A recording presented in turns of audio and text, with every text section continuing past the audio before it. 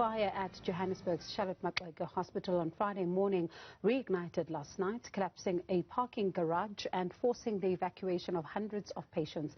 And joining us now to discuss the situation, Gauteng MEC for Infrastructure Development and Property Management, Tasneem Mutara, and Premier David Makura spokesperson Vuyo Maka. Good evening to you both. I'd like to begin with you, MEC. You were part of those discussions that were taking place this morning with some of the hospital officials. What came out of that?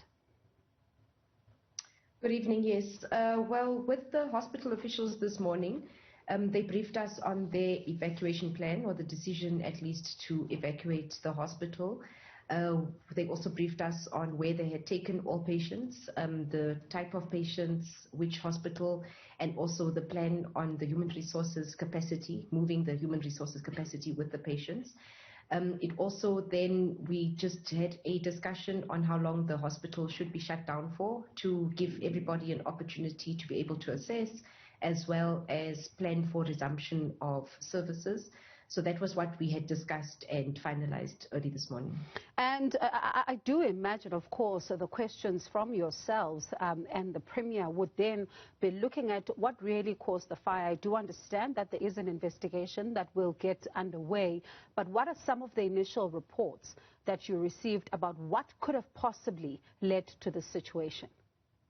So we don't have any initial reports at this stage. The fire department is responsible for conducting investigations post the putting out the fire and making sure that the facility is safe to enter into, to be able to do.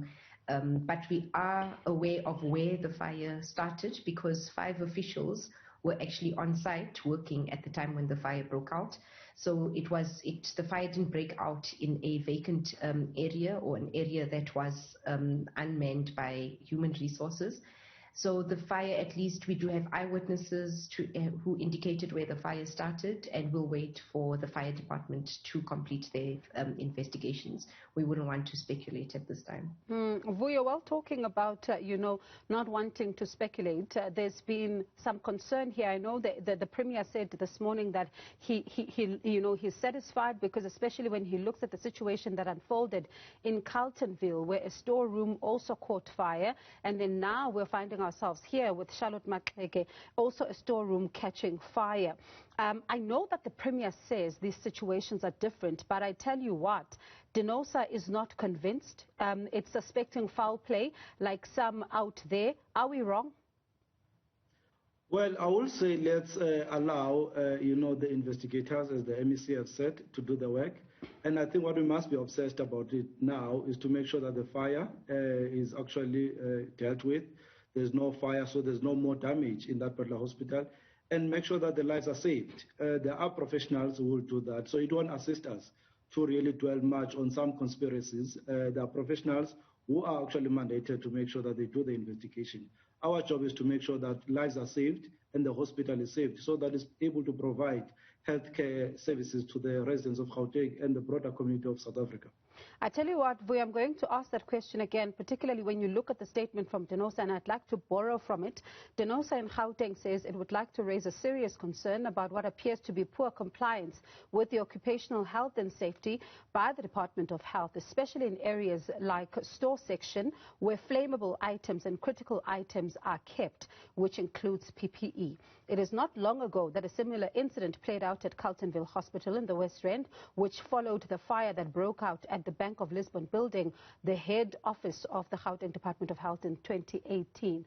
I really would like to ask you the question again. I know you're saying we shouldn't speculate, we should leave it to the investigators, but are we wrong to suspect foul play like DENOSA is suspecting? Well, as I'm saying to you, and I think I'll repeat, the obsession of us now is to make sure that the lives of the patients are saved and to make sure that there's no further damage to the hospital. There are professionals who are actually equipped to make those particular investigations, and those investigations will be done. It's only logical. But now I don't think it must be our obsession. Our obsession is the life saved of patients that were at Charlotte Maxeke. Can we make sure that we save the further damage that is happening at that particular hospital? And that's where we are. So the rest of the issues where we need to enter into it, professionals will be able to do that work, and obviously the reports will be given to the broader South Africans, because it is their hospital after all. So you'd say that it's a coincidence that this fire break out in both storerooms at these hospitals? I won't be able to engage on that. As I'm saying, our obsession is to make sure the lives are saved. That's where we are. And MEC Mutara, you know, DENOSA says that they are extremely concerned that lives are continually put at risk by the department with key things like smoke detectors and working fire sprinklers failing to prevent the spread of the fire. They say both the Department of Health and Infrastructure must ensure uncompromised occupational health and safety measures at all times in their service centers because the lives of workers and patients are dependent on them. It sounds like DENOSA is saying here that you're dicing with the lives of employees. Well, yes, look, as part of our building requirements, and I had indicated that this morning, that these hospitals would have been built at a different, very long ago, but also under different conditions set out by fire departments at the time, and fire conditions have of course changed, and safety conditions have changed over time. When we do maintenance in our facilities, we do make sure that whatever we maintain and upgrade, we make them up to date with the current, whatever the current requirements may be, whether it be from a safety perspective, whether it be from a fire perspective, whether it may be from just an example, an evacuation plan. So when we do upgrades, we do make sure that we update our facilities accordingly. The investigation will be able to tell us if there were smoke detectors in the area, if they went off, sprinklers went off. But I think even if you walk through the hospital now, in the wards, there are smoke detectors, there are sprinklers. They do get tested timelessly. There's fire extinguishers. The area that was engulfed with the fire is actually in the parking area. And we would, of course, like I say, wait for the investigation to tell us if anything did respond to the initial ignition that went off. And how does a hospital so big find itself without a fire hydrant? So you don't need a fire hydrant at a facility. A fire hydrant must be within a particular vicinity and be able to accommodate a certain radius. So the fire hydrant, we don't build facilities with fire hydrants. We build facilities in a range of fire hydrants, and this facility does have a multiple fire hydrants, in fact, within its range. And as indicated by the fire department this morning, that they had no issues with water and water supply.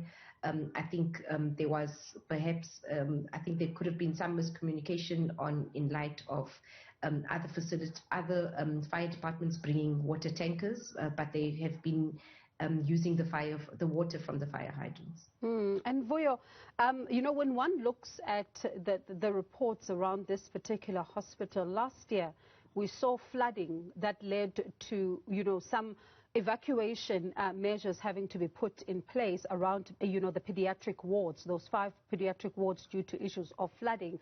And now there are some concerns that there could be a poor record of maintenance at this particular hospital. What do you say to that? Well, I think I'm not sure there will be that. I mean, we've got a management that is qualified to do the work that has been there. As I'm saying, the preliminary issues and the discussion, although they are necessary, and I think we must, for me, say where exactly are we focusing on? For example, there will be families that will want even to use your platform really to make sure that they contact the Gauteng department so that they can understand where their loved ones are, are placed, because we've placed them across the hospitals around Gauteng. And for me, that's really must be the obsession, without really diverting from your question, is that can we connect the families and their loved ones? I was going to come to that question. The level of panic is that. So the other part of it really, as I'm saying, it's fine. We can enter into that discussion. But I think for me, where exactly are we now? Are the lives saved? Is the hospital can be curtailed? Can we connect the families? Then the rest of the engagements, which is very necessary. But we must make sure that the time and space is actually observed so that we are able, the current panic that is there in society, we are able to calm it down. Not only us as Gauteng department, but yourselves and everyone around Gauteng. I was going to come to that, part of the the families and how they are assisted. But I'd still like to, say that when it comes to such issues of maintenance in the hospital, because they're quite critical, as the MEC says, this is a hospital that was built quite, a long time ago. But when one then looks at the fact that last year there was flooding, at 5 pediatric wards, and then now you are looking in the public space, you can't ignore that particular conversation. That is then looking at the maintenance in this particular hospital. Are you satisfied with the work that has been done in the past at this hospital to ensure that everything is up to standard? Well, as the MEC will have said, continuous maintenance is done in the facilities in Gauteng. So work has always been done right through. As we are saying, what is actually affecting now is obviously was the fire, that we must still have a look at exactly what was the cause of it. But continuous maintenance in the infrastructure and the buildings that belong to the Gauteng government are being done. And the MEC for GID is here, who's actually just assured you in terms of that particular work, that periodically the work is done. Let's talk then about the families, because as you rightfully say, there are those that are panicking because they don't know which hospitals their loved ones have been moved to. How then do they get access to this information? Well, what we'll be doing that we have set up, there's a call center that we normally use in Gauteng. So those patients will be calling on the 0800 8827 0800. So that's a call center that they can actually communicate with. But also we will continue to call them because we have consolidated that particular report. So we'll be calling the families. On top of that, we'll make sure that we use the word-based system that we've been using for COVID. So those who have changed their numbers, we'll make sure that we're able to communicate, go to door to make sure that people are informed that their loved ones are allocated in this particular issue. So we'll continuously make sure on a daily basis we speak to the residents of Gauteng, but in particular to the loved ones, to make sure that they are safe, as well they know exactly where they are. MEC, as we round up our discussion, some are wondering what the investigation is going to look like, what its scope is going to entail. Are you able to share those details with us? Okay, at this stage, no, but also we had our structural engineers on site. We will wait for the fire department to give us the go-ahead to go inside. It was very hot and the smoke was still quite thick. When I left site, which was at about just after 2, the fire had been completely put out. We will wait for the fire department to give us the go-ahead to get inside so that our structural engineers can do their assessment. But let me just say that, our buildings are built in the event of a fire or a natural disaster such as a flood, etc., to be able to withstand such. They are not built flood-proof or fireproof, and part of building it to make sure that it is safety compliant is in the event, for example, of a flood, are you able to evacuate? Are you able to evacuate the area in the quickest amount of time, save people's lives? Are you able to contain damage? And fortunately, I mean, the building, yes, the car parking has been quite extensively damaged, and that could be seen by the naked eye. But the fire has not spread into the wards at all. And that's part of how we build a building, so that in the event of a fire, if it breaks out, even in the ward, in the unfortunate event that it could, that you would contain it in a particular area, you're able to evacuate, you're able to make sure that lives are saved, you also are able to minimize damage. So we will be able to effectively just working with the fire department. They said to us that perhaps by Monday they will allow our engineers to go inside, because they are giving it a day for the smoke to dissipate, also just for the area to cool down. To this, right up to now, we've not had any injury, we've not had any death, and we want to maintain it right up until we're able to be able to repair and able to get the hospital resuming their service. Vuyo, as a final question from me to you tonight, what do you say to families then who are just, worried, and there's a whole lot of panic, of course, understandably so, around, what happened there? No, indeed. That's why we're saying that we'll actually continue to speak to them, and they can obviously call us, or as I was saying, that on 0800 22 8827 or 0800 Gauteng, which is 0800 428-8364. And because we've got some of their records, so we'll be able to call them and continuously inform them where exactly are their loved ones. So those who can't get will obviously send the field workers to make sure that they actually inform them. So we'll be cooperating and making sure that they are our priority. But obviously the broader Gauteng, because Charlotte Maxeke is a very critical institution for us. So we must continuously inform the residents of Gauteng to say where we are in terms of making sure that the loved ones are connected with the patients. That number again, 0800? It's the number that they must call is 0800 22 8827 or 0800 Gauteng, which is 0800 428 8364. All right. Thank you so much to you both for your time.